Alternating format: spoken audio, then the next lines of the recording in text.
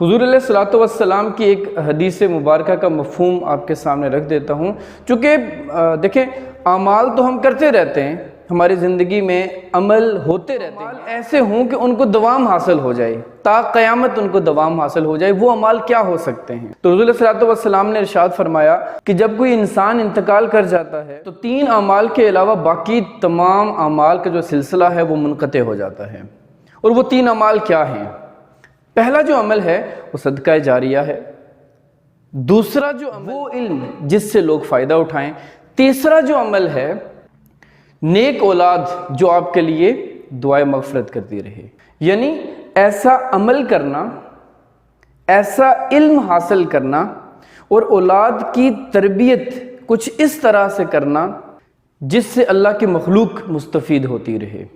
اور جب لوگ آپ کے ان اعمال سے استفادہ حاصل کرتے رہیں گے تب آپ کے نامہ اعمال میں نیکیاں لکھی جاتی رہیں گی۔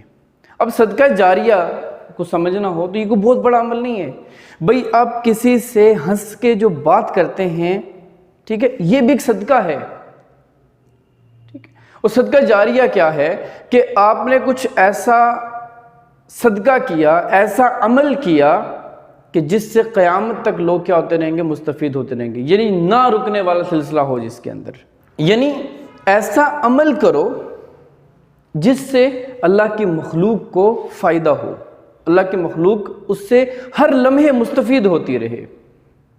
ایسا علم حاصل کرو کہ اس علم سے اللہ کی مخلوق کو نفع حاصل ہوتا رہے، کہ اولاد کی تربیت کچھ اس طرح سے کرو کہ وہ اولاد جوں کوئی عمل کرتی جائے نا، اس سے اللہ کی جو مخلوق ہے وہ فائدہ حاصل کرے۔ اور ایسی اولاد جب ہاتھ اٹھا کے دعا مانگے گی تو آپ کے نامہ اعمال میں نیکیاں لکھی جاتی رہیں گی۔ یعنی یہ جو 3 عمل ہیں اگر آپ اپنی زندگی میں کر کے جاتے ہیں، روز محشر میں قیامت والے دن آپ اٹھیں گے تو آپ کے نامہ اعمال میں بہت سارے ایسے عمل ہوں گے جن کو آپ دیکھ کر حیران رہ جائیں گے کہ بھئی یہ تو میں نے کیے ہی نہیں، ان کا تو مجھ سے تعلق ہی نہیں۔ اور وہ کن اعمال کا پھل ہوگا؟